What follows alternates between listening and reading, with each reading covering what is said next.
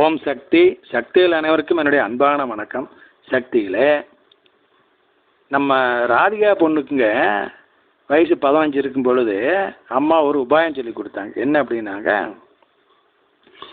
உருள்வளம் செய்யும் பொழுது 2 கையும் நம்ம முன்னால் நீட்டிக்கிறோம் இல்லைங்களா, கும்பிட்ட நிலையில் வச்சு அதை நீட்டிக்கிறோம்.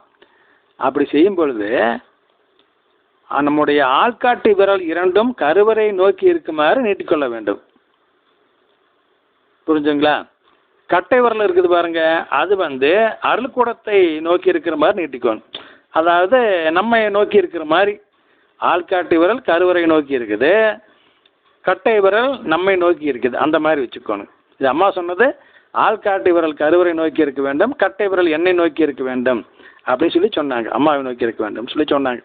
அப்படிங்கிறப்பங்க அந்த ஆள்காட்டி விரல் இந்த முன்னால் நீட்டிட்டு இருக்கிற மாதிரி பண்ணிக்கோணும், கட்டை விரல் நம்ம நோக்கி நீட்டி இருக்கிற மாதிரி பண்ணிக்கணும்.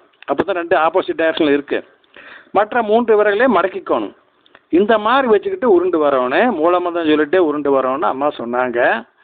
இது எப்போ சொன்னது? இப்போ தான் போன வாரம் தான் அந்த பொண்ணு எனக்கு சொல்லி கொடுத்தது.